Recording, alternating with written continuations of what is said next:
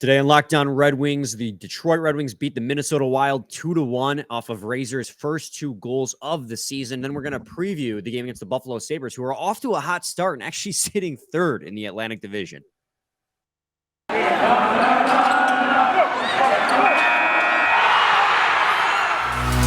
You're Locked On Red Wings, your daily podcast on the Detroit Red Wings. Part of the Locked On Podcast Network, your team every day.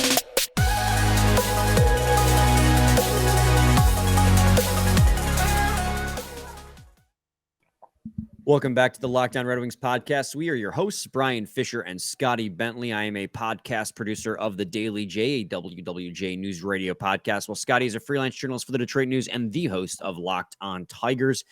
And guys, I got to be open with you and admit it. I got a little cocky.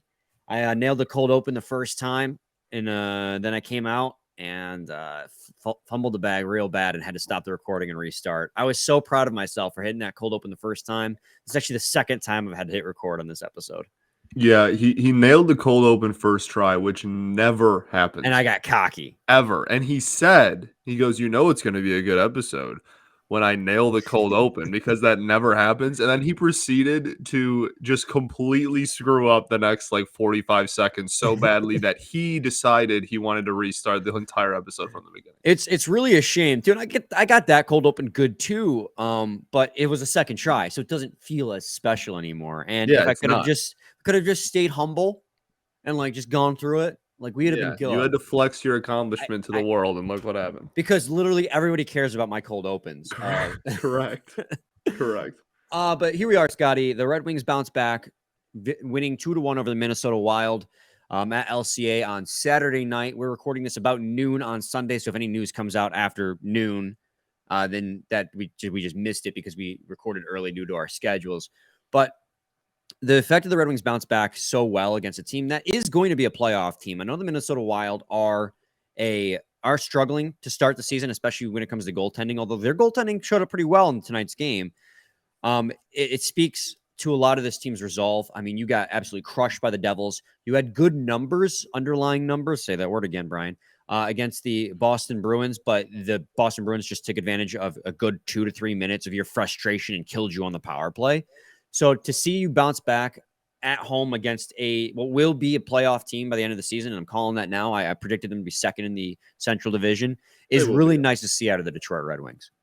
For sure, yeah. And you're absolutely right. This is certainly a playoff team, and somebody that, again, I said a few times already this season that's a roster and a team that I really like, and I think they have a pretty nice future ahead of them, and including this season. And yeah, it's just because of how poorly the last 2 games have gone, and just not only stealing is probably not the right word, not only getting a point, but taking 2 is so huge. You needed that so badly.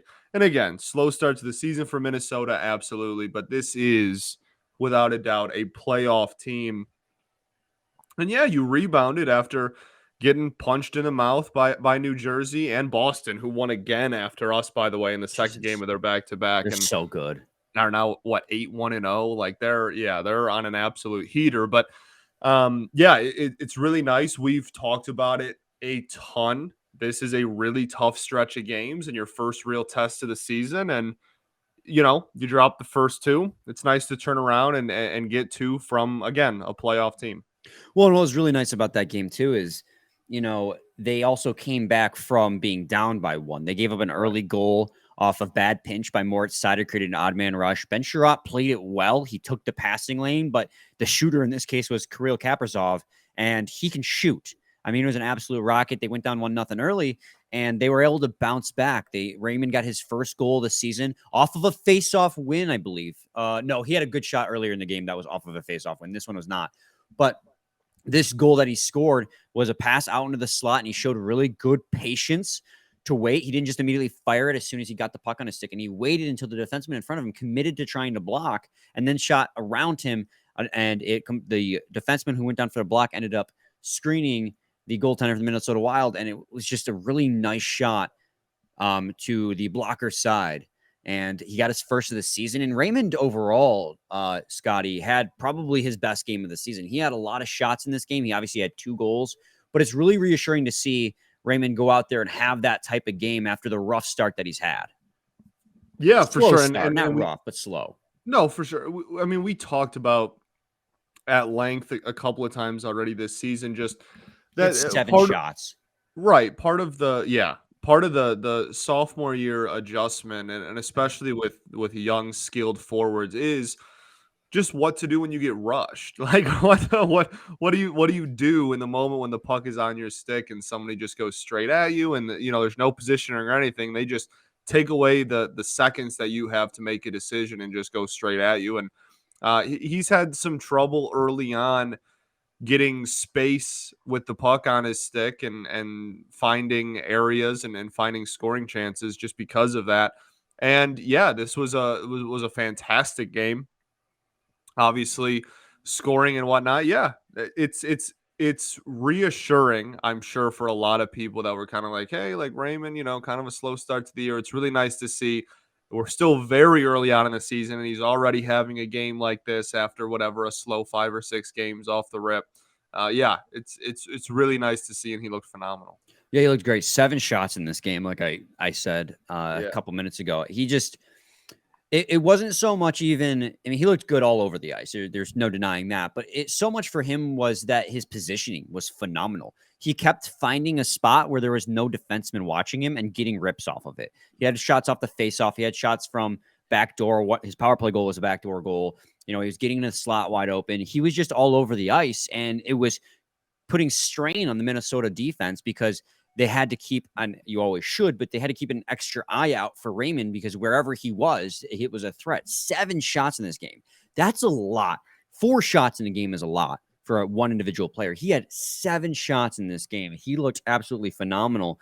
And it's really, like I said, it's reassuring to see because he had that slow start. But we know what he's capable of. And you talked about it just now, the whole sophomore slump. And early in the season here, it's looked like maybe he's going to have a sophomore slump. But we're hoping that this game with 7 shots and 2 goals, the only 2 Detroit scored, to be that catalyst that sparks his offense again. Like he finally figured out what worked. And let's talk a second about these lines, because Rasmussen was out because he got suspended 2 games, and we'll talk about why that's BS. So they call up Giovanni Smith. Now you're out Bertuzzi, you're out Vrana, you're obviously out Fabry, you're out Sundqvist, who is still hurt. So you have Giovanni Smith and Matt Luff, who have been called up. Adam Ernie took the place on that top line, and that top line actually played really well. Both Larkin and Adam Ernie had shots off the post that rang off the post. Adam Ernie looked pretty good. Like, I'm not saying he's a top liner, but in this game, put into a situation where you're probably playing above your pay grade,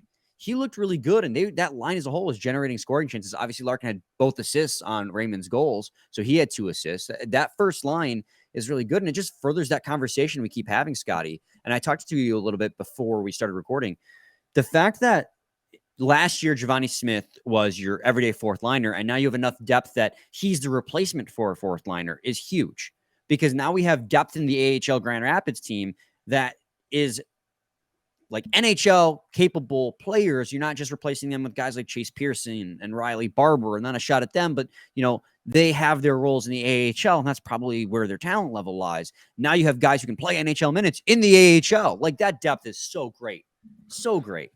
Yeah, no, and we talked about it going into the season, and now we're seeing it. And we said multiple times too, we're like, there's no way that this team is, we talk about depth and how great depth is when everyone's healthy, because you have lower lines that are better than previous higher lines for the Detroit Red Wings. But now we're looking at the real value of a full season of having good depth, and that's being able to plug and play people and get production out of them. Yeah, it's awesome, and it's something that we haven't had, I would say, in quite a while, and that's why Yzerman made so many of those small, like, 2-way deals toward the end of free agency. People were like, what's the point? Why are we going out there and bringing in all these like AHL guys or 2-way forwards or whatnot? Just picking up scraps, kind of, it seemed like, at the end of free agency. Well, this is why, because those dudes have a lot of value, and you need them, especially over the course of 82. Like, you're going to have a lot of injuries. Hockey's a physical game. So, yeah, it's awesome to see already this early on. Hopefully, start getting healthy again, obviously. But still nice to see that, a couple of injuries isn't just going to make us non-competitive like maybe in years past. Yeah, absolutely. When we come back, we're gonna continue this conversation about last night's win, or Sunday night's win, Saturday night's win. Jesus, days get all blurred together. Saturday night's win against the Minnesota Wild. We had to talk about the power play that went 1 for 3, the 2 for 2 penalty kill, and just less penalties than normal, and how that doesn't kill you if you take less penalties. Crazy thought. Husso starting back-to-back games, and then obviously Michael Rasmussen getting suspended. That just is, the DOPS is so inconsistent. It's crazy. All of that when we come back. Today, I got to talk to you guys today about betonline.net. They are your number one source for your betting, football, and the start of the new basketball season. Find all of the latest player developments, team matchups, news, and podcasts, and in-depth analysis on every game. And as always, BetOnline remains your continued source for all your sports wagering information, with live betting and up-to-the-minute scores for every sport out there. The fastest and easiest way to check in on all your favorite games and events, including MLB, MMA, boxing, and golf. Scotty, the over-under for the game against the Buffalo Sabres on Monday is currently set at 6.5 goals. And we're going to give you guys our over and under totals in segment 3. So stay tuned for that. Bet online, where the game starts. Segment 2, Locked On Red Wings podcast. Scotty, let's continue kind of talking about Raymond's line and Raymond in general, and how he performed on the power play, and just the fact that the Red Wings and 3 power play chances scored a goal. That was something that I noted in the preview that was going to need to happen if the Red Wings wanted to win this hockey game. Is I came in saying Minnesota Wild have a weaker penalty kill. They were 19th in the league coming into that game, still early in the season. But Lucas Raymond and the Detroit Red Wings power play went out there and they scored a goal with 4.5 seconds left in the second period to put a dagger in the heart of Minnesota, who's hoping to escape that period with the tie. And that ended up being the difference maker. And it was a great play that unfolded as well. So it formed off of a near turnover and clear, but the Red Wings along the left boards were able to keep the puck in, and Dylan Larkin was able to keep that puck in. He skated down the boards, found Dominic Kubalik sitting in that right circle, just sitting free and pretty, passed it across. Normally, right there, you would expect Dominic Kubalik to fire a shot. Kubalik instead went back over to Lucas Raymond, who was breaking to the net from the weak side. And there's a little bit of a controversy of whether or not it would be a goaltender interference, but the puck was going to go in regardless when Lucas Raymond made contact. So it was a goal. And so 1 of 3 on the power play, which is great to see that power play continue to come alive. You took advantage of a weaker penalty kill in Minnesota Wild. It ended up being the difference maker. We talked so much about what this team needs to do to win games, and we talked about it in the preview, but scoring on the power play is the number one way to do it. And having guys like Lucas Raymond come alive is the way they're going to have to do it. Yeah, we've obviously talked at length about the power play and the special teams for this team, and just how vital it is. And we've seen both sides of the coin, right? We've seen the Red Wings put up a lot of goals on a team via the power play, and we've seen the Red Wings give up a lot of goals via the power play. And so, yeah, that's something that we need to have more consistency. We need more level-headedness throughout our power play. We need consistently the ability to get a goal a night via the power play. We need to stop this. You know, we go 5 games without scoring a power play goal, but then we score 3 in a night and our power play percentage looks decent. Like, we need more, so this is good. This is a step in the right direction. We need more level-headedness and a little more consistency out of that. So yeah, it's something, I don't just want, we put up multiple power play goals against bad teams, but we can't score power play goals against good teams. The Wild are a good team. Netted 1, we'll take it. Yeah, absolutely. And so it also helps that your penalty kill was 2 for 2, and you only took 2 penalties in this game. The Detroit Red Wings only took 2 penalties in this game. I mean, we talked all the things we talked about with the Minnesota or the Boston Bruins game is what killed them. 7 penalties leading to 3 power play goals against, not taking advantage of your power plays and not scoring on your scoring chances. All of that was resolved in this game. The only complaint I have about this game individually, Scotty, is that they didn't play a complete 60-minute game. The first 40 minutes was even.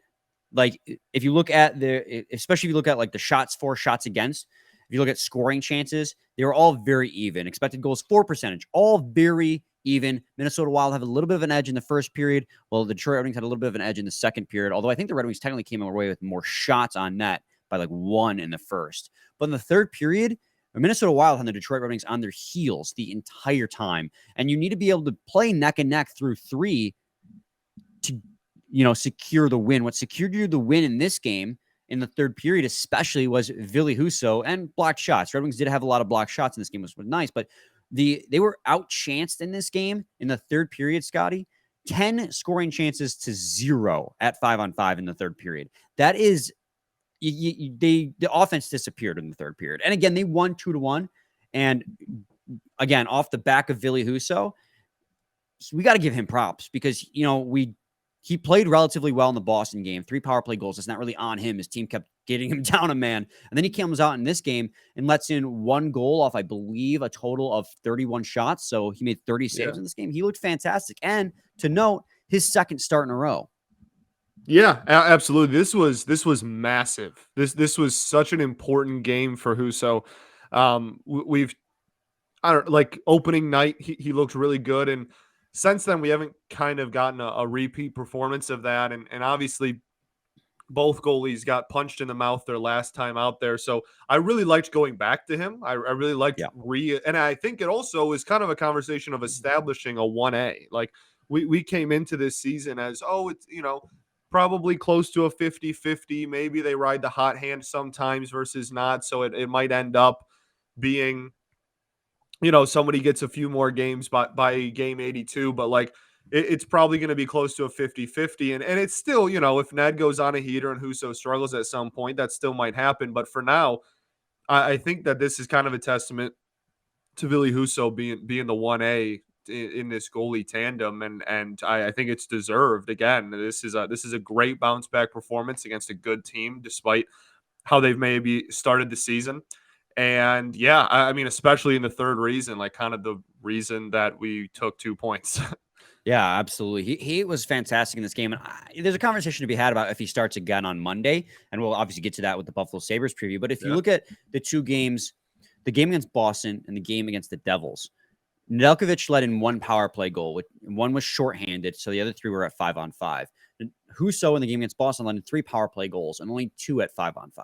So if you're trying to evaluate your goaltenders in 2 what ended up being blowouts, you look at the game against Boston and say that was a better performance because at 5-on-5 he gave us a chance to win. We didn't help him by taking penalties. So you put him out there again because he's looked pretty solid in the rest of his games, but Nedeljkovic has looked shaky, and he goes out there and he is stellar against the Minnesota Wild, because we talk about it too, is the Red Wings have a potent offense, right? That's what we've been saying through early. They only scored 2 goals against the Minnesota Wild.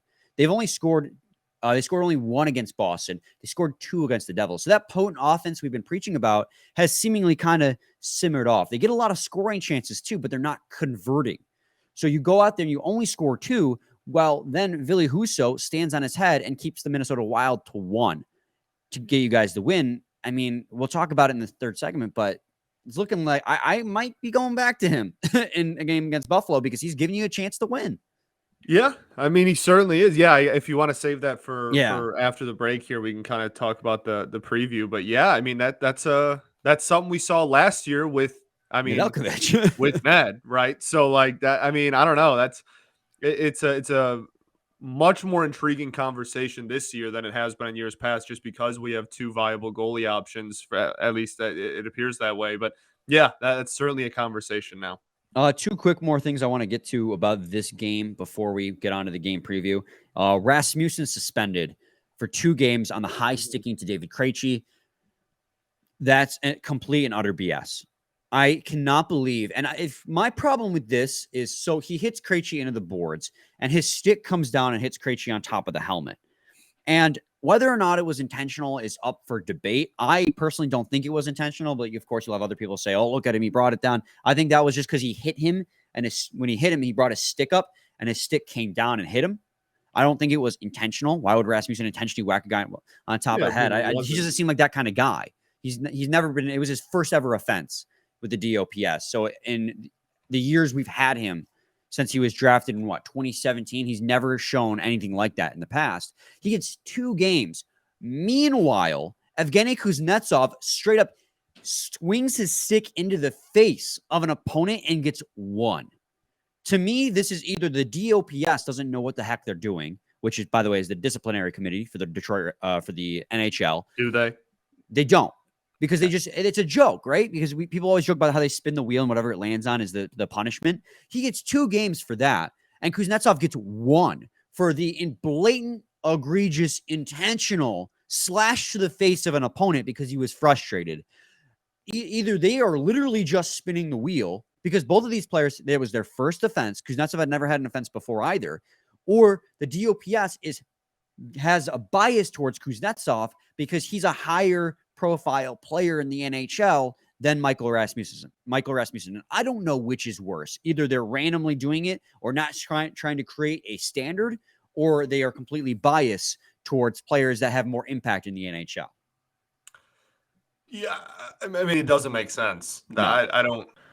I don't know. I haven't seen a good justification for why it ended up the way it did yet. And yeah, I mean, you kind of covered everything there. It's pretty. I mean, it's objectively ridiculous, I think. But I don't know. It's one of those things. I mean, we have this organization, really everybody, I'm sure, but it feels like the Red Wings specifically have a very long lineage of having an issue with the player safety department and all of that. And, we saw everything with Larkin last year, and it just, right. I don't know. It's been a long line of just kind of throwing your hands up and going, what the heck are you doing with this organization specifically? And this just kind of adds to it. Yeah, absolutely.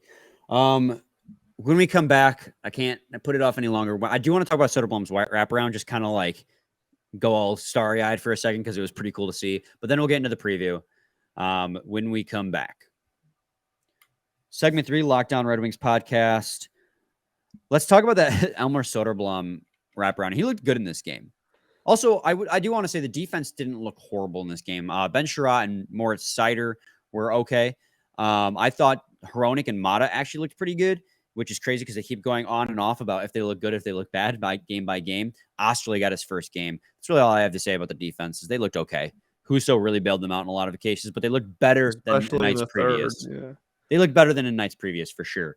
High bar. Yeah. Soderblom at one point during the game, because he's the rookie and we gotta rave over our rookie, got the puck behind the net, was holding his opponent with one arm, and he had the other arm fully extended with the stick and was coming around the neck, or around the net rather, with one arm holding a guy back, one arm like a fully Heisman extended. Stiff arm. Yeah, and then wrapped it around. He was still behind the net, but he's so long. He from behind the net wrapped the stick around the net to get the shot on net. Like the dude, and you always say it, he's a unicorn, and he is. I mean, obviously not much came of the play in the end, but just the fact of the matter that he's so strong and he's so long that he's able to do those types of things is really fun to watch. He's just a completely unique kind of player. Yeah, like you said that I said, he's a unicorn. It's fun to watch because he has the ability, he has the intangibles and the ability to do things that you don't see consistently or have just never seen before, period. And I'm not trying to be too dramatic, but at the same time, like objectively, like there's stuff that he can do on the ice that nobody else can do just because of how big he is. So yeah, it's awesome. It's awesome. He has like one of those every game, I feel like, where you're like, what the heck? Who is this guy? Maybe not New Jersey and Boston, but besides those 2 games, he's pretty much had one every game where you're like, oh my goodness. He's been a treat to watch so far. Let's get into our preview for the game against the Buffalo Sabres. Now, Scotty, the Buffalo Sabres are off to a hot start. They're 5-3-0 in the Atlantic for third in the Atlantic Division. They have one more regulation loss than the Detroit Red Wings, but as losses total, they have one less loss, one more win. They're third in the Atlantic. We are currently sitting first in the wild card in the Eastern Conference, which is, I know it's so early in the season, but it's nice that this team has been so much more competitive. They've laid a couple eggs. They laid one egg in particular against New Jersey, but it's so much nicer that they've been competitive. But Buffalo's been a surprise, man. I mean, you and I both, I think I had them at 6th in the division. I think you might have as well. They're a team that we understand has a lot of talent, but because they're a team that's rebuilt has been kind of fumbled a lot over the course of the years. We weren't sure how close they were. It finally feels like they're on the right track with the players they have. But they got guys like Darlene. They got guys like Tage Thompson, who's come out of nowhere last year and been phenomenal. Owen Power's playing with them now. And their goaltending has been a huge boon. So How about far, Michigan? How about Michigan hockey? Owen yeah. Power looking good. Maddie Beniers, probably the front runner for Rookie of the Year. We're like 7 games in, but like as it stands right now. Meanwhile, Shane Wright's getting scratched. Just send him down to Yeah. the AHL if you're I going to don't know scratch the what's going on 4th over there. overall pick. What are you doing? That's the head coach. But their goaltending was a huge question mark coming in this year because Craig Anderson's like 42, and I'm not joking. He's like 42. He's got a save percentage of .946 in 3 games played. Then Eric Comrie, who's got 5 games played, 2 wins and 3 losses. I said in the offseason prediction show that he had a great year last year and he could finally have put it together. And so far he is 2-3, but his save percentage is .909, and he looks pretty solid.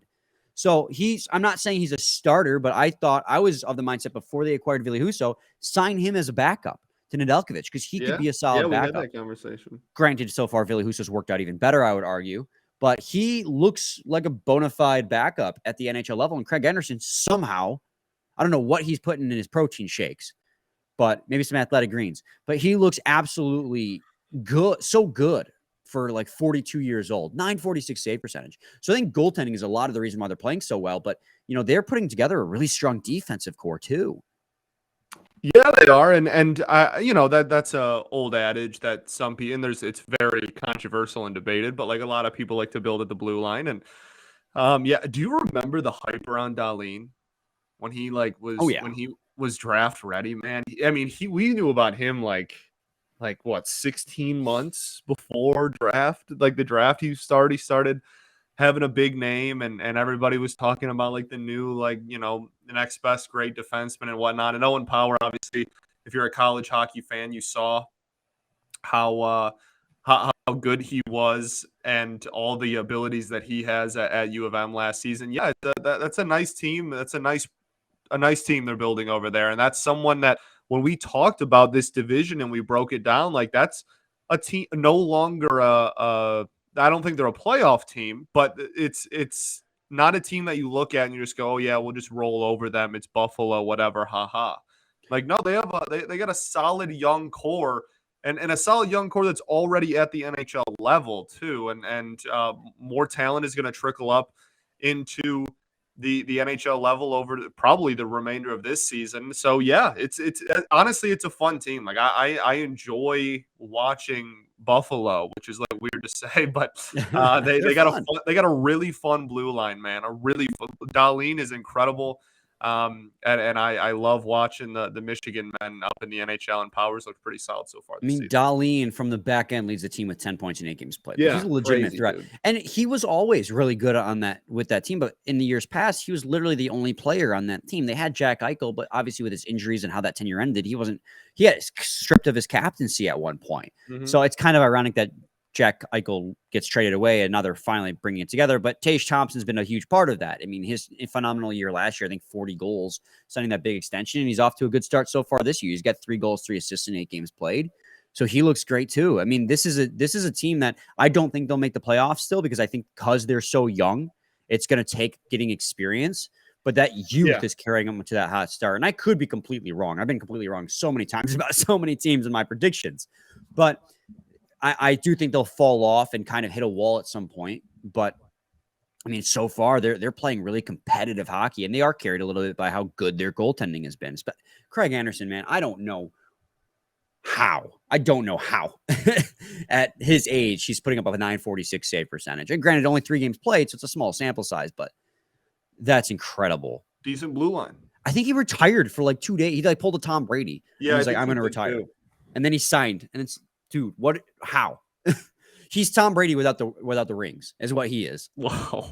That's maybe calm down with that comparison. Golly. The comparison is solely on the fact that he's still playing at a high caliber at his age. Maybe not the greatest of all time part of the debate, but fair enough.